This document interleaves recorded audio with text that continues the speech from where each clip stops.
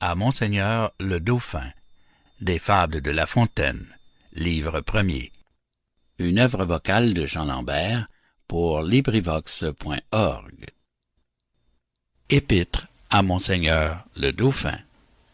Monseigneur, s'il y a quelque chose d'ingénieux dans la République des lettres, on peut dire que c'est la manière dont Ésope a débité sa morale. Il serait véritablement souhaité que d'autres mains que les miennes y eussent ajouté les ornements de la poésie, puisque le plus sage des anciens a jugé qu'il n'y était pas inutile. J'ose, Monseigneur, vous en présenter quelques essais. C'est un entretien convenable à vos premières années. Vous êtes en un âge où l'amusement et les jeux sont permis aux princes. Mais en même temps, vous devez donner quelques-unes de vos pensées à des réflexions sérieuses. Tout cela se rencontre aux fables que nous devons à Ésope. L'apparence en est puérile, je le confesse, mais ces puérilités servent d'enveloppe à des vérités importantes.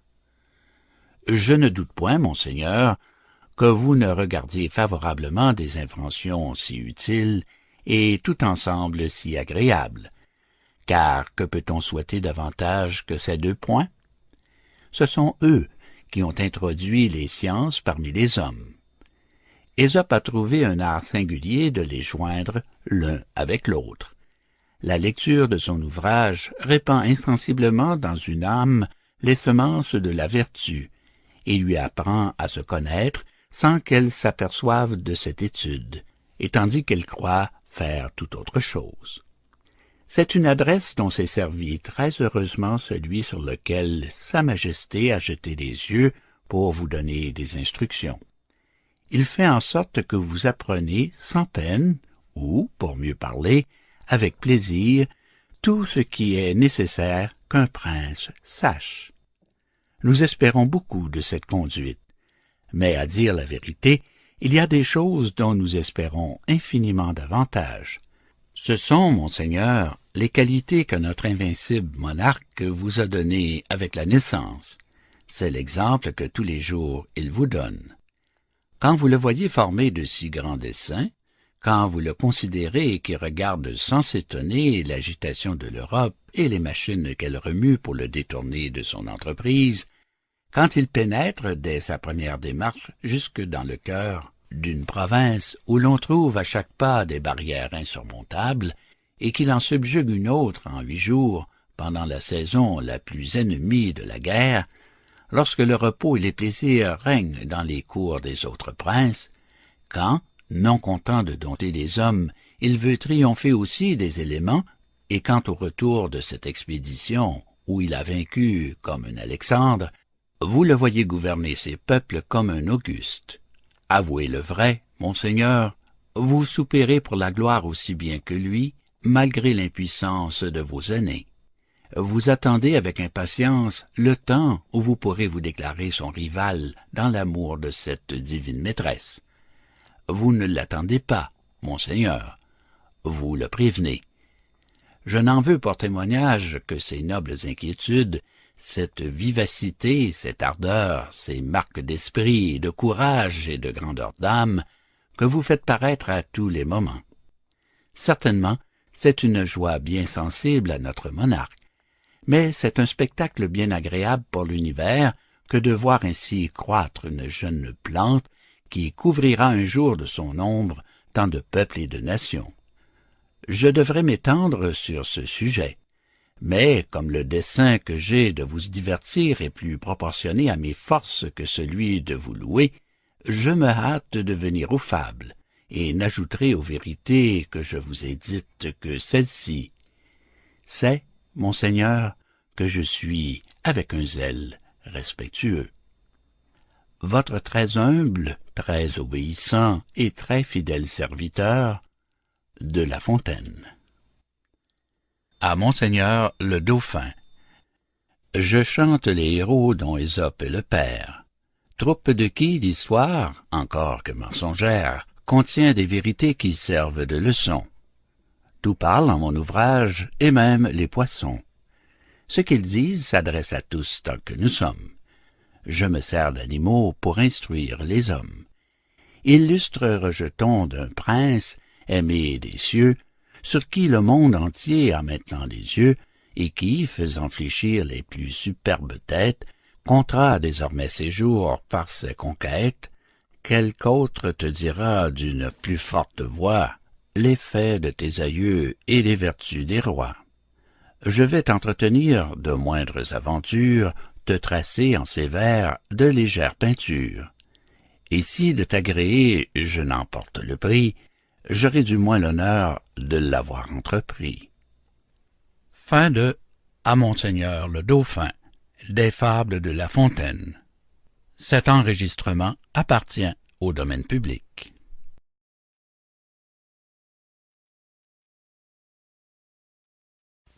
La cigale et la fourmi. Fable 1 du livre premier des fables de Jean de La Fontaine. Un enregistrement de Jean Lambert pour LibriVox.org. La cigale et la fourmi. La cigale, ayant chanté tout l'été, se trouva fort dépourvue quand la bise fut venue. Pas un seul petit morceau de mouche ou de vermisseau. Elle alla crier famine chez la fourmi sa voisine, la priant de lui prêter quelques grains pour subsister jusqu'à la saison nouvelle. « Je vous paierai, lui dit-elle, avant loup, foi d'animal, intérêt et principal. » La fourmi n'est pas prêteuse, c'est là son moindre défaut. « Que faisiez-vous au temps chaud? » dit-elle à cette emprunteuse. « Nuit et jour, à tout venant, je chantais, ne vous déplaise. »« Vous chantiez? J'en suis fort aise. Eh bien, dansez maintenant. » Fin de La cigale et la fourmi, fable 1 du livre premier des fables de La Fontaine. Cet enregistrement appartient au domaine public.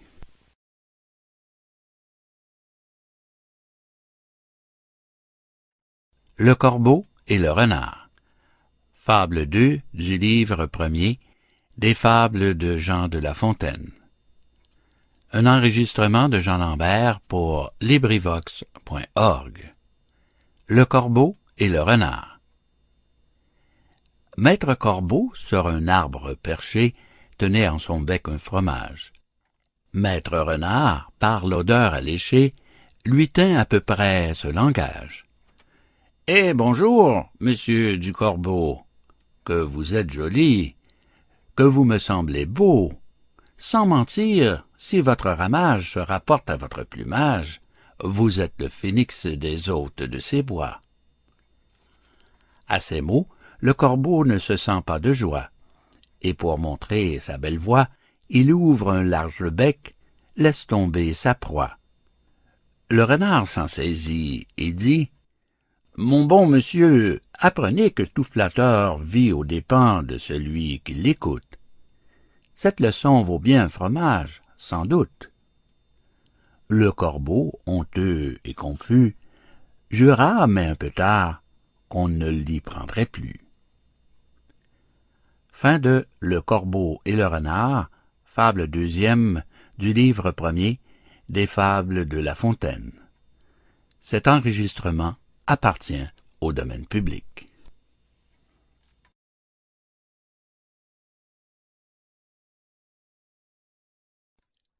La grenouille qui veut se faire aussi grosse que le bœuf. Fable 3 du livre premier des fables de Jean de La Fontaine. Un enregistrement de Jean Lambert pour LibriVox.org. La grenouille qui veut se faire aussi grosse que le bœuf. Une grenouille vit un bœuf qui lui sembla de belle taille. Elle, qui n'était pas grosse en tout comme un œuf, envieuse, s'étend et s'enfle et se travaille pour égaler l'animal en grosseur, disant « Regardez bien, ma sœur, est-ce assez? Dites-moi, n'y suis-je point encore? Nenni. M'y voici donc?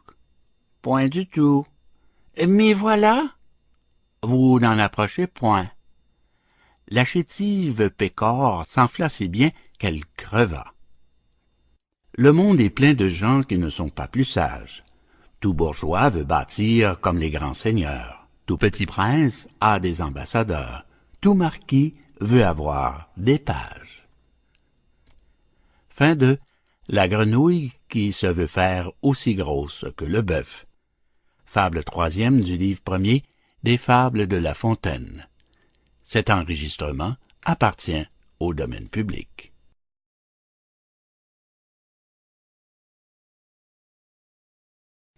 Les deux mulets. Fable 4 du livre premier des Fables de Jean de La Fontaine. Un enregistrement de Jean Lambert pour LibriVox.org. Les deux mulets. Deux mulets cheminaient, l'un d'avoine chargé, l'autre portant l'argent de la gabelle. Celui-ci, glorieux d'une charge si belle, n'eût voulu pour beaucoup en être soulagé. Il marchait d'un pas relevé et faisait sonner sa sonnette. Quand l'ennemi se présentant, comme il en voulait à l'argent, sur le mulet du fisc une troupe se jette, le saisit au frein et l'arrête. Le mulet, en se défendant, se sent percé de coups. Il gémit, il soupire. « Est-ce donc là, dit-il, ce qu'on m'avait promis? Ce mulet qui me suit du danger se retire, et moi j'y tombe et je péris. »« Ami, lui dit son camarade, il n'est pas toujours bon d'avoir un haut emploi. Et si tu n'avais servi qu'un meunier comme moi, tu ne serais pas si malade. » Fin de Les deux mulets, fable quatrième du livre premier des Fables de La Fontaine. Cet enregistrement appartient au domaine public.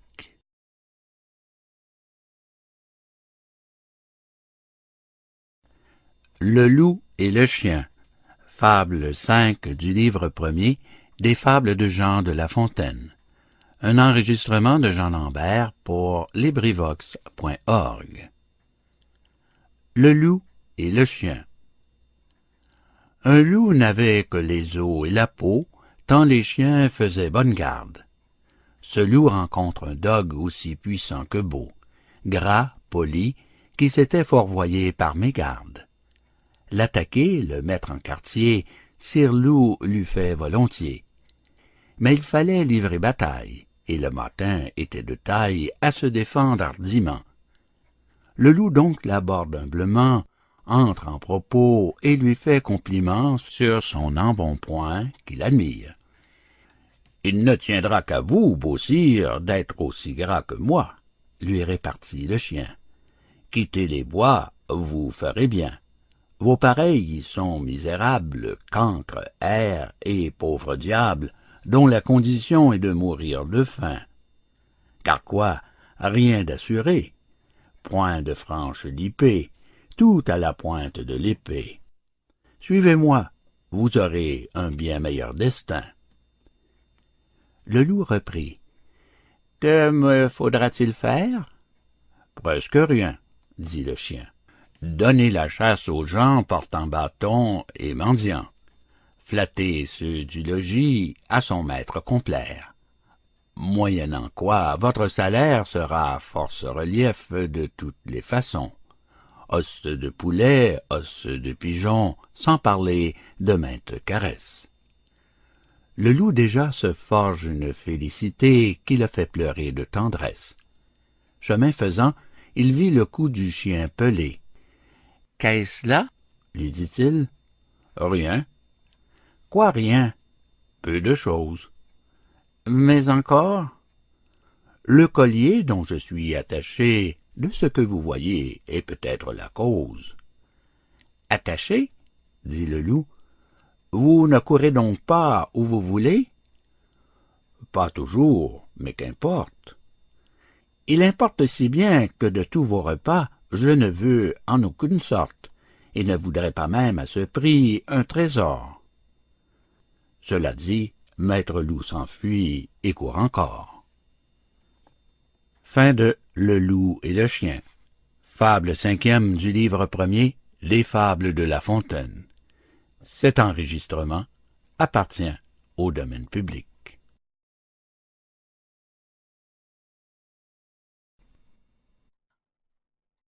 La génisse, la chèvre et la brebis en société avec le lion. Fable sixième des fables de Jean de La Fontaine. Un enregistrement de Jean Lambert pour LibriVox.org. La génisse, la chèvre et la brebis en société avec le lion. La génisse, la chèvre et leur sœur la brebis, avec un fier lion, seigneur du voisinage, firent société, dit-on, au temps jadis, et mirent en commun le gain et le dommage. Dans les lacs de la chèvre, un cerf se trouva pris. Vers ses associés aussitôt elle envoie. Eux venus, le lion par ses ongles compta et dit « Nous sommes 4 à partager la proie. » Puis en autant de parts le cerf il dépeça. Prit pour lui la première en qualité de sire. « Elle doit être à moi, dit-il, et la raison, c'est que je m'appelle Lion. À cela, on n'a rien à dire. La seconde, par droit, me doit échoir encore. Ce droit, vous le savez, c'est le droit du plus fort. Comme le plus vaillant, je prétends la troisième. Si quelqu'une de vous touche à la quatrième, je l'étranglerai tout d'abord. » Fin de La génisse, la chèvre et la brebis en société avec le lion. Fable sixième du livre premier des fables de La Fontaine. Cet enregistrement appartient au domaine public.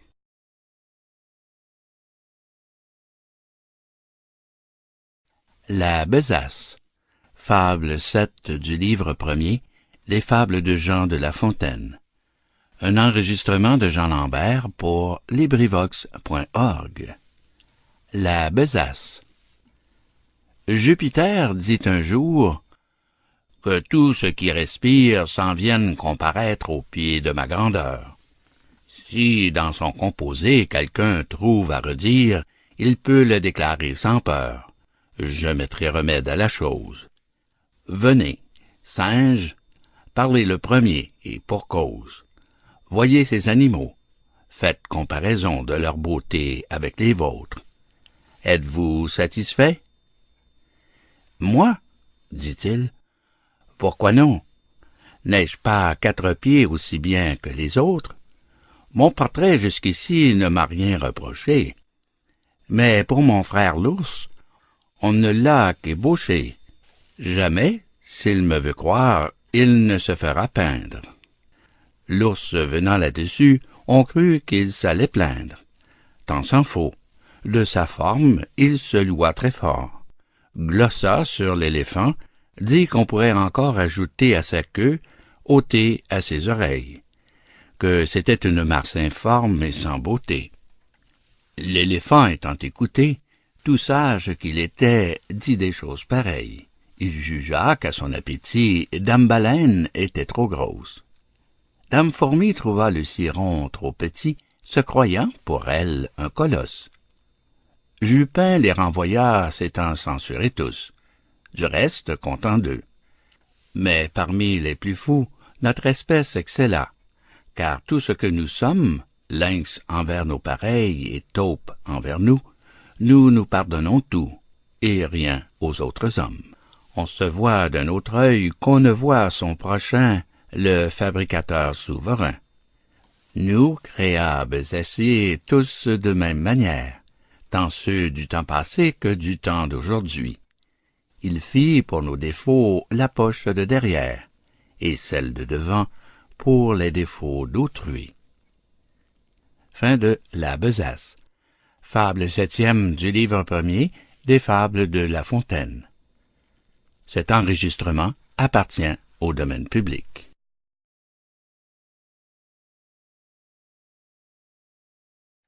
L'hirondelle et les petits oiseaux. Fable 8 du livre premier des fables de Jean de La Fontaine. Un enregistrement de Jean Lambert pour LibriVox.org.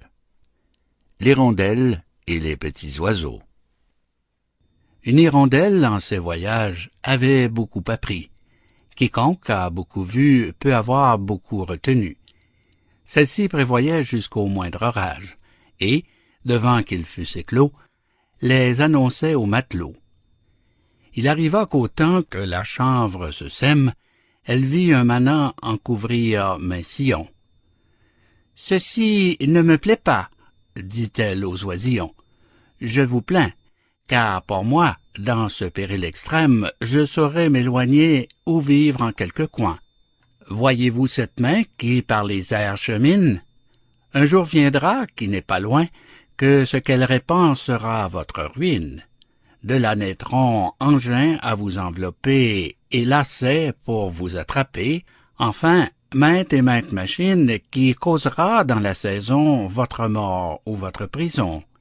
Gare, la cage ou le chaudron. C'est pourquoi, leur dit l'hirondelle, mangez ce grain et croyez-moi. Les oiseaux se moquèrent d'elle. Ils trouvaient au champ trop de quoi. Quand la chenevière fut verte, l'hirondelle leur dit « Arrachez brin à brin ce qu'a produit ce maudit grain, ou soyez sûrs de votre perte. » Prophète de malheur, babillarde, dit-on. Le bel emploi que tu nous donnes. Il nous faudrait 1000 personnes pour éplucher tout ce canton. La chambre étant tout à fait crue, l'hirondelle ajouta « Ceci ne va pas bien, mauvaise graine est au venu. Mais, puisque jusqu'ici l'on ne m'a cru en rien, dès que vous verrez que la terre sera couverte et qu'à leur blé les gens n'étant plus occupés, feront aux oisillons la guerre. Quand reginglettes et réseaux attraperont petits oiseaux, ne volez plus de place en place, demeurez au logis ou changez de climat, imitez le canard, la grue et la bécasse. Mais vous n'êtes pas en état de passer comme nous les déserts et les ondes, ni d'aller chercher d'autres mondes. C'est pourquoi vous n'avez qu'un parti qui soit sûr, c'est de vous renfermer au trou de quelque mur. Les oisillons, las de l'entendre, se mirent à jaser aussi confusément que faisaient les Troyens quand la pauvre Cassandre ouvrait la bouche seulement. Il en prit aux uns comme aux autres. Maint oisillon se vit esclave retenu. Nous n'écoutons d'instinct que ceux qui sont les nôtres, et ne croyons le mal que quand il est venu. Fin de L'Hirondelle et les petits oiseaux. Fable 8e du livre 1er des Fables de La Fontaine. Cet enregistrement appartient au domaine public.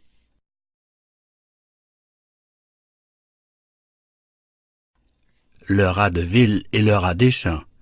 Fable 9 du livre 1er des Fables de Jean de La Fontaine. Un enregistrement de Jean Lambert pour LibriVox.org. Le rat de ville et le rat des champs. Autrefois, le rat de ville invita le rat des champs d'une façon fort civile à des reliefs d'ortolans. Sur un tapis de Turquie, le couvert se trouva mis. Je laisse à penser la vie que firent ces deux amis. Le régal fut fort honnête, rien ne manquait au festin. Mais quelqu'un troubla la fête pendant qu'ils étaient en train. À la porte de la salle, ils entendirent du bruit. Le rat de ville détale, son camarade le suit. Le bruit cesse, on se retire. Rat en campagne aussitôt, et le citadin de dire « Achevons tout notre rôt. »« C'est assez, » dit le rustique. « Demain vous viendrez chez moi. Ce n'est pas que je me pique de tous vos festins de roi, mais rien ne vient m'interrompre. Je mange tout à loisir. Adieu donc. Fais du plaisir que la crainte peut corrompre. » Fin de Le rat de ville et le rat des champs. Fable 9e du livre 1er des Fables de La Fontaine. Cet enregistrement appartient au domaine public.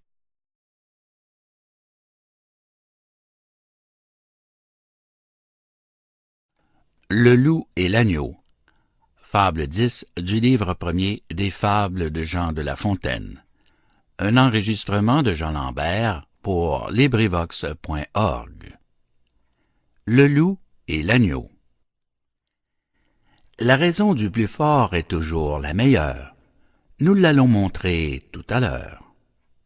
Un agneau se désaltérait dans le courant d'une onde pure. Un loup survient à jeun qui cherchait aventure et que la faim en ses lieux attirait. « Qui te rend si hardi de troubler mon breuvage? » dit cet animal plein de rage. « Tu seras châtié de ta témérité. »« Sire, répond l'agneau, que votre majesté ne se mette pas en colère, mais plutôt qu'elle considère que je m'en vas désaltérant dans le courant plus de 20 pas au-dessous d'elle, et que par conséquent, en aucune façon, je ne puis troubler sa boisson. »« Tu la troubles, reprit cette bête cruelle, et je sais que de moi tu m'y dis l'an passé. »« Comment l'aurais-je fait si je n'étais pas né? » reprit l'agneau. « J'étais encore ma mère. »« Si ce n'est toi, c'est donc ton frère. »« Je n'en ai point. »« C'est donc quelqu'un des tiens, car vous ne m'épargnez guère, vous, vos bergers et vos chiens. On me l'a dit, il faut que je me venge. » Là-dessus, au fond des forêts, le loup l'emporte et puis le mange, sans autre forme de procès. Fin de Le loup et l'agneau. Fable 10e du livre 1er des Fables de La Fontaine. Cet enregistrement fait partie du domaine public. L'homme et son image. Fable 11 du livre 1er des Fables de Jean de La Fontaine. Un enregistrement de Jean Lambert pour LibriVox.org. L'homme et son image. Pour Monsieur le Duc de La Rochefoucauld. Un homme qui s'aimait sans avoir de rivaux passait dans son esprit pour le plus beau du monde. Il accusait toujours les miroirs d'être faux, vivant plus que content dans son erreur profonde. Afin de le guérir, le sort officieux présentait partout à ses yeux les conseillers muets dont se servent nos dames. Miroir dans les logis, miroir chez les marchands, miroir aux poches des galants, miroir aux ceintures des femmes. Que fait notre Narcisse? Il se va confiner aux lieux les plus cachés qu'il peut s'imaginer, n'osant plus de miroir éprouver l'aventure. Mais un canal, formé par une source pure, se trouve en ces lieux écartés. Il s'y voit, il se fâche, et ses yeux irrités pensent apercevoir une chimère vaine. Il fait tout ce qu'il peut pour éviter cette eau. Mais quoi, le canal est si beau qu'il ne le quitte qu'avec peine. On voit bien où je veux venir. Je parle à tous, et cette erreur extrême est un mal que chacun se plaît d'entretenir. Notre âme, c'est cet homme, amoureux de lui-même. Tant de miroirs, ce sont les sottises d'autrui. Miroirs, de nos défauts les peintres légitimes. Et quant au canal, c'est celui, que chacun sait, le livre des maximes. Fin de L'homme et son image. Fable 11 du livre 1er des Fables de La Fontaine. Cet enregistrement appartient au domaine public.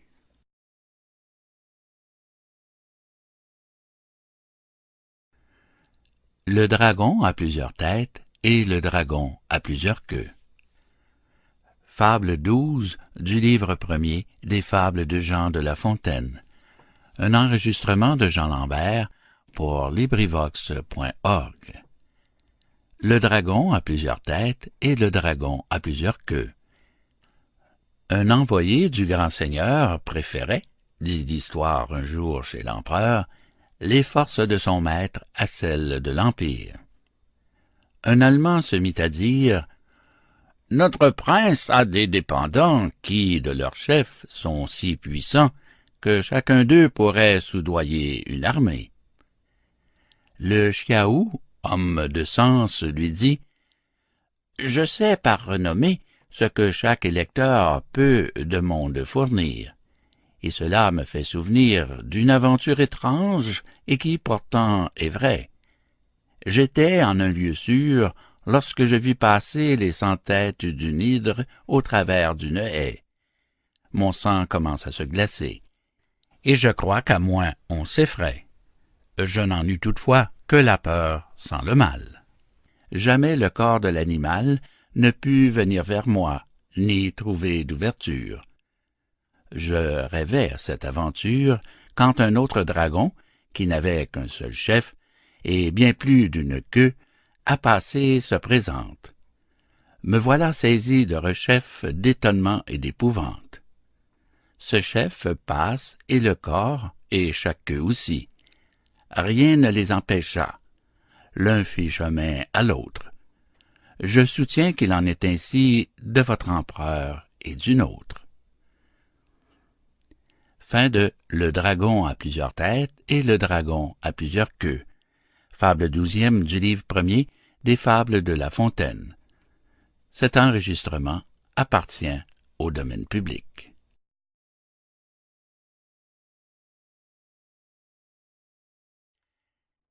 Les voleurs et l'âne. Fable 13 du livre 1er des Fables de Jean de La Fontaine. Un enregistrement de Jean Lambert pour LibriVox.org. Les voleurs et l'âne. Pour un âne enlevé, 2 voleurs se battaient. L'un voulait le garder, l'autre le voulait vendre. Tandis que coup de poing trottait et que nos champions songeaient à se défendre, arrive un 3e larron qui saisit maître Aliboron. L'âne, c'est quelquefois une pauvre province. Les voleurs sont tel et tel prince, comme le Transylvain, le Turc et le Hongrois. Au lieu de 2, j'en ai rencontré 3. Il est assez de cette marchandise. De nul d'eux n'est souvent la province conquise. Un quart voleur survient qui les accorde net en se saisissant du baudet. Fin de Les voleurs et l'âne. Fable 13e du livre 1er des Fables de La Fontaine. Cet enregistrement appartient au domaine public.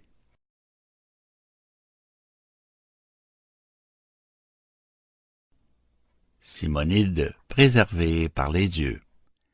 Fable 14 du livre 1er des Fables de Jean de La Fontaine. Un enregistrement de Jean Lambert pour LibriVox.org. Simonide préservée par les dieux. On ne peut trop louer 3 sortes de personnes, les dieux, sa maîtresse et son roi. Malherbe le disait, j'y souscris quant à moi. Ce sont maximes toujours bonnes. La louange chatouille et gagne les esprits, les faveurs d'une belle en sont souvent le prix. Voyons comme les dieux l'ont quelquefois payé. Simonide avait entrepris l'éloge d'un athlète, et, la chose essayée, il trouva son sujet plein de récits, tout nu. Les parents de l'athlète étaient gens inconnus. Son père, un bon bourgeois. Lui, sans autre mérite, matière infertile et petite. Le poète d'abord parla de son héros. Après en avoir dit ce qu'il en pouvait dire, il se jette à côté, se met sur le propos de Castor et Pollux. Ne manque pas d'écrire que leur exemple était aux lutteurs glorieux. Élève leur combat, spécifiant les lieux où ses frères s'étaient signalés davantage. Enfin l'éloge de ces dieux faisait les 2/3 de l'ouvrage. L'athlète avait promis d'en payer un talent, mais, quand il le vit, le galant n'en donna que le tiers, et dit, fort franchement, que Castor et Pollux acquittassent le reste. Faites-vous contenter par ce couple céleste. Je vous veux traiter, cependant. Venez souper chez moi, nous ferons bonne vie. Les conviés sont gens choisis, mes parents, mes meilleurs amis. Soyez donc de la compagnie. Simonide promit. Peut-être qu'il eut peur de perdre, outre son dû, le gré de sa louange. Il vient, l'on festine, l'on mange. Chacun étant en belle humeur. Un domestique accourt, l'avertit qu'à la porte 2 hommes demandaient à le voir promptement. Il sort de table, et la cohorte n'en perd pas un coup de dent. Ces deux hommes étaient les Gémeaux de l'éloge. Tous deux lui rendent grâce, et pour prix de ses vers, ils l'avertissent qu'il déloge, et que cette maison va tomber à l'envers. La prédiction en fut vraie. Un pilier manque, et le plafond, ne trouvant plus rien qui l'était, tombe sur le festin, brise plats et flacons, n'en fait pas moins aux chansons. Ce ne fut pas le pis, car, pour rendre complète la vengeance due au poète, une poutre cassa les jambes à l'athlète et renvoya les conviés, pour la plupart estropiés. La renommée eut soin de publier l'affaire. Chacun cria « miracle ». On doubla le salaire que méritaient les vers d'un homme aimé des dieux. Il n'était fils de bonne mère qui, les payant, qui mieux, pour ses ancêtres n'en fit faire. Je reviens à mon texte, et dis premièrement qu'on ne saurait manquer de louer largement les dieux et leurs pareils. De plus, que Melpomène, souvent, sans déroger, trafique de sa peine. Enfin, qu'on doit tenir notre art en quelque prix. Les grands se font honneur dès lors qu'ils nous font grâce. Jadis, l'Olympe et le Parnasse étaient frères et bons amis. Fin de Simonide préservée par les dieux. Fable 14e du livre 1er des Fables de La Fontaine. Cet enregistrement appartient au domaine public.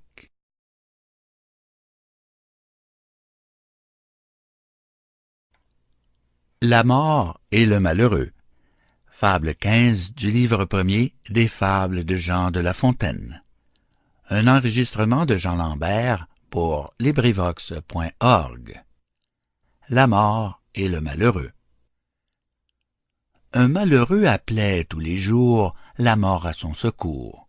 « Ô mort, lui disait-il, que tu me sembles belle, viens vite, viens finir ma fortune cruelle. » La mort crut en venant l'obliger en effet. Elle frappe à sa porte, elle entre, elle se montre.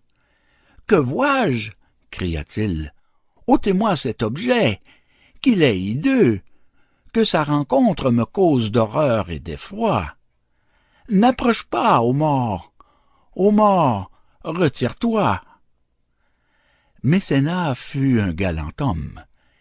Il a dit quelque part « Qu'on me rende impotent, cul-de-jatte, goûteux, manchot, pourvu qu'en somme je vive, c'est assez. Je suis plus que content. Ne viens jamais, ô mort, on t'en dit tout autant. » Fin de La mort et le malheureux, fable 15e du livre 1er des Fables de Jean de La Fontaine. Cet enregistrement appartient au domaine public.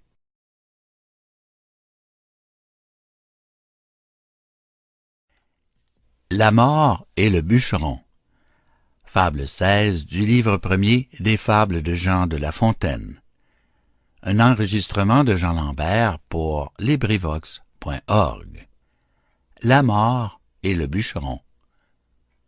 Un pauvre bûcheron, tout couvert de ramée, sous le fait du fagot aussi bien que des ans, gémissant et courbé, marchait à pas pesants et tâchait de gagner sa chaumine en fumée. Enfin, n'en pouvant plus d'effort et de douleur, il met bas son fagot, il songe à son malheur. Quel plaisir a-t-il eu depuis qu'il est au monde? En est-il un plus pauvre en la machine ronde? Point de pain quelquefois et jamais de repos. Sa femme, ses enfants, les soldats, les impôts, le créancier et la corvée lui font d'un malheureux la peinture achevée. Il appelle la mort. Elle vient sans tarder, lui demande ce qu'il faut faire. « C'est, dit-il, afin de m'aider à recharger ce bois. Tu ne tarderas guère. » Le trépas vient tout guérir, mais ne bougeons d'où nous sommes. Plutôt souffrir que mourir, c'est la devise des hommes. Fin de La mort et le bûcheron, fable 16 du livre 1er des Fables de La Fontaine. Cet enregistrement appartient au domaine public.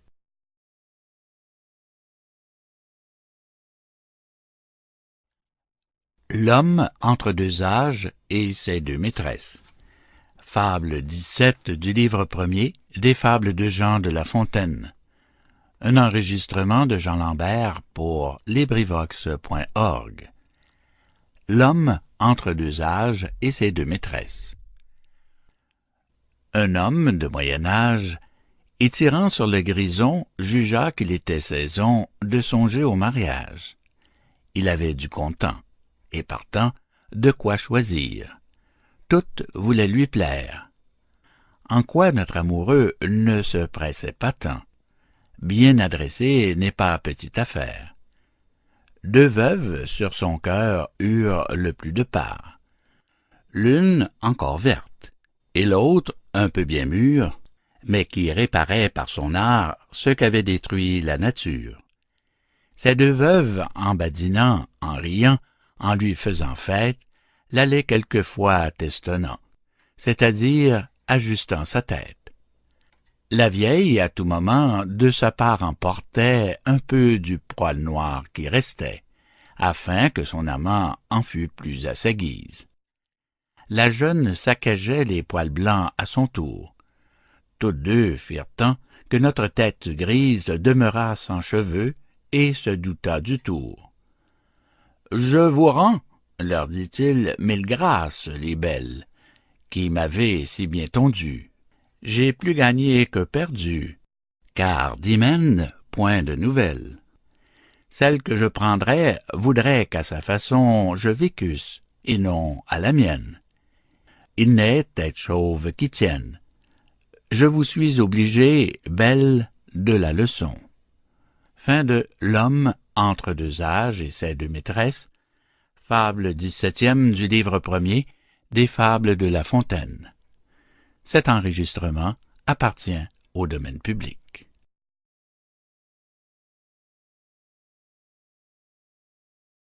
Le renard et la cigogne.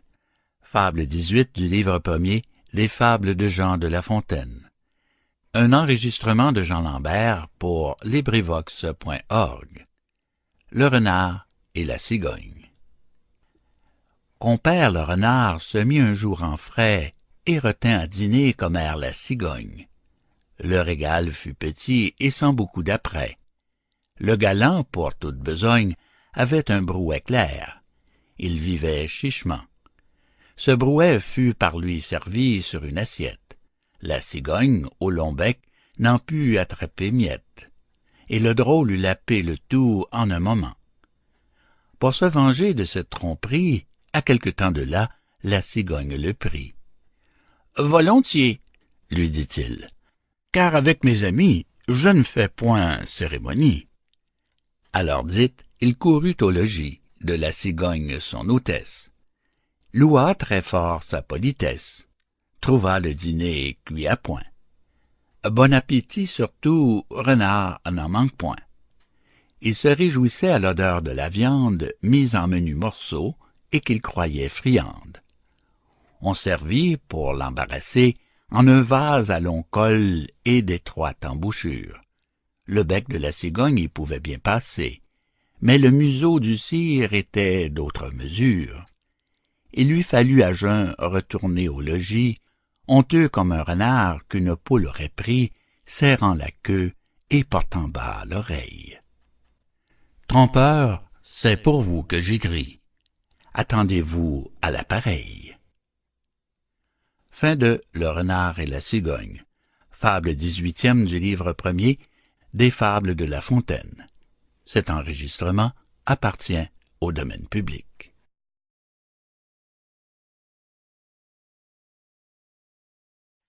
L'enfant et le maître d'école.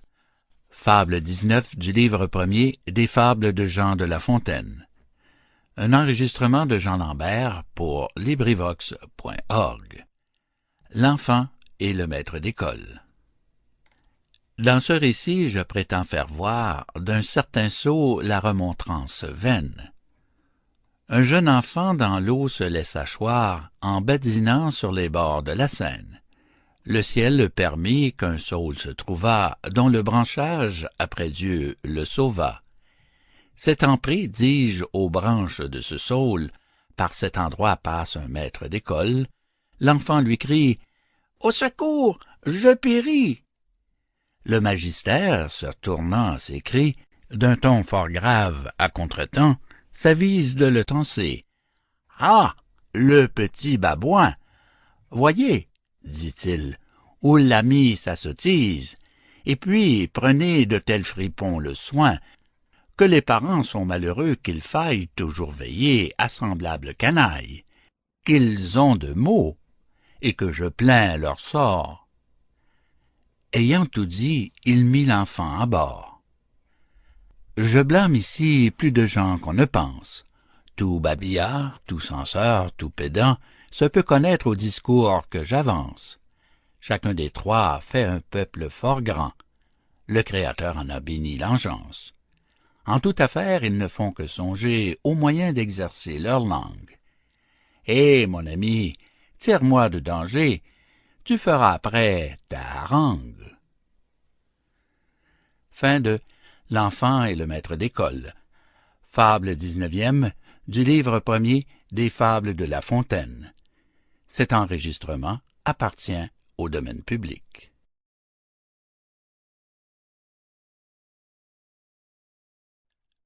Le coq et la perle. Fable 20 du livre premier des Fables de Jean de La Fontaine. Un enregistrement de Jean Lambert pour LibriVox.org. Le coq et la perle. Un jour, un coq détourna une perle qu'il donna au beau premier lapidaire.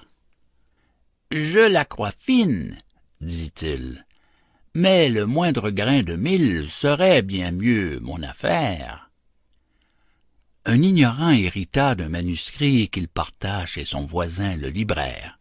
« Je crois, disait-il, qu'il est bon, mais le moindre ducaton serait bien mieux mon affaire. » Fin de Le coq et la perle.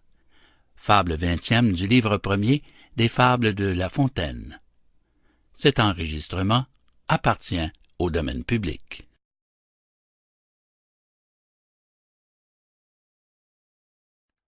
Les frelons et les mouches à miel. Fable 21 du livre premier des Fables de Jean de La Fontaine. Un enregistrement de Jean Lambert pour LibriVox.org. Les frelons et les mouches à miel. À l'œuvre, on connaît l'artisan. Quelques rayons de miel sans maître se trouvèrent. Des frelons les réclamèrent. Des abeilles s'opposant, devant certaines guêpes, on traduisit la cause. Il était malaisé de décider la chose. Les témoins déposaient qu'autour de ces rayons, des animaux ailés, bourdonnants, un peu longs, de couleur fort tannée, et tels que les abeilles, avaient longtemps paru. Mais quoi? Dans les frelons, ces enseignes étaient pareilles. La guêpe, ne sachant que dire à ces raisons, fit enquête nouvelle, et pour plus de lumière, entendit une fourmilière. Le point n'en put être éclairci. « De grâce, à quoi bon tout ceci? » dit une abeille fort prudente. « Depuis tantôt 6 mois que la cause est pendante, nous voici comme au premier jour. » Pendant cela, le miel se gâte. Il est temps désormais que le juge se hâte. N'a-t-il point assez léché l'ours? Sans tant de contredits et d'interlocutoires, et de fatras et de grimoires, travaillons, les frelons et nous. On verra qui sait faire, avec un suc si doux, des cellules si bien bâties. Le refus des frelons fit voir que cet art passait leur savoir, et la guêpe adjugea le miel à leur partie. Plût à Dieu qu'on règle ainsi tous les procès, que des Turcs en cela l'ont suivi la méthode. Le simple sens commun nous tiendrait Dieu de code. Il ne faudrait point tant de frais. Au lieu qu'on nous mange, on nous gruge, on nous mine par des longueurs. On fait tant, à la fin, que l'huître est pour le juge, les écailles pour les plaideurs. Fin de Les Frelons et les mouches à miel.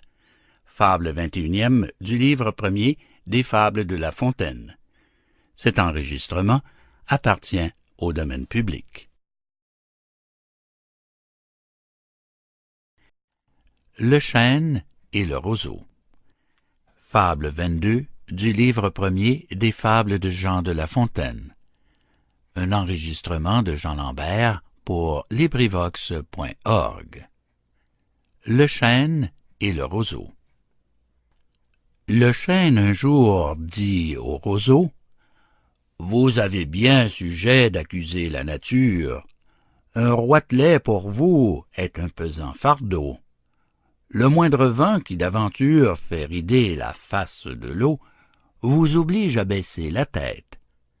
Cependant que mon front au Caucase pareil, non content d'arrêter les rayons du soleil, brave l'effort de la tempête. Tout vous est aquilon, tout me semble zéphyr.